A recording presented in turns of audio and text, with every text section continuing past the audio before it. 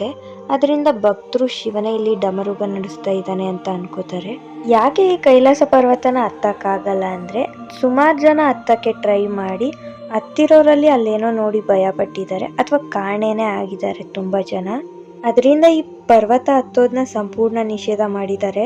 ಪ್ರತಿ 12 ವರ್ಷಕ್ಕೆ ಒಂದ್ಸಲ ಅಷ್ಟಪಥ ಯಾತ್ರೆ ನಡೆಯುತ್ತೆ. ಈ ಟೈಮಲ್ಲಿ ಕೆಲವು ಭಕ್ತರಿಗೆ ಮಾತ್ರ ವಿಶಿಷ್ಟ ಪ್ರಾರ್ಥನಾ ಸ್ಥಳಗಳು ಮತ್ತೆ ಭಾವನಾತ್ಮಕ ಅನುಭವ ಸಿಗುತ್ತೆ ಅಂತ ನಂಬ್ತಾರೆ. ಈ ಕೈಲಾಸ ಪರ್ವತವು ದಿನದಲ್ಲಿ ಚಂದ್ರನಂತೆ ಬಿಳಿಯಾಗಿ ಸಂಜೆ ಹೊತ್ತಲ್ಲಿ ಚಿನ್ನದಂತೆ ಮಿಂಚುತ್ತೆ ಅಂತ ಹೇಳ್ತಾರೆ.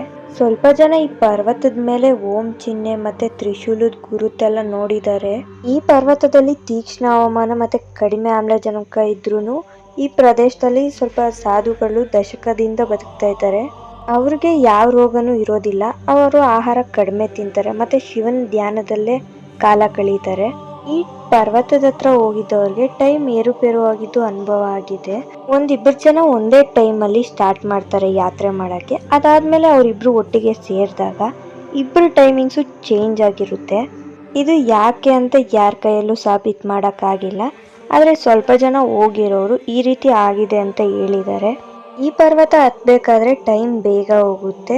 ಹೇಗೆ ಅಂದರೆ ಸ್ವಲ್ಪ ಜನರ ಕೂದಲು ಮತ್ತು ಉಗುರುಗಳು ಬೇಗ ಬೆಳೆಯುತ್ತಂತೆ. ಮತ್ತು ಪರ್ವತದ ಮೇಲಿರೋ ಒಂದು ಲೈನು ಅದು ಶಿವನ ಬೆನ್ನೆಲುಬು ಅಂತಲೇ ಕರೀತಾರೆ. ಈ ಕೈಲಾಸ ಪರ್ವತವು ಬೇರೆ ಯಾವುದೇ ಪರ್ವತಗಳ ಶ್ರೇಣಿಗೂ ಸೇರಿಲ್ಲ. ಅದು ಒಂದೇ ಶಿಖರದಂತಿದೆ. ಇದು ನೋಡೋಕ್ಕೆ ಪಿರಮಿಡ್ನಂತೆ ಕಟ್ಟಿದಂತಿದೆ.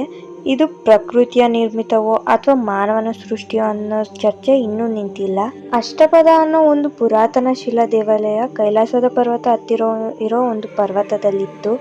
ಅದು ಈಗ ಅದೃಶ್ಯ ಆಗಿದೆ ಅಂತ ಹೇಳ್ತಾರೆ. ವಿಡಿಯೋ ಇಷ್ಟ ಆಗಿರೋ ಒಂದು ಲೈಕ್ ಮಾಡಿ. ನಿಮಗೆ ಯಾವ್ದ್ರ ಬಗ್ಗೆ ಆದ್ರೂ ವಿಡಿಯೋ ಬೇಕಾದ್ರೆ ಕಮೆಂಟ್ ಸೆಕ್ಷನಲ್ಲಿ ಕಮೆಂಟ್ ಮಾಡಿ ತಿಳಿಸಿ. ನಾನು ಅದ್ರ ಬಗ್ಗೆ ವಿಡಿಯೋ ಮಾಡ್ತೀನಿ.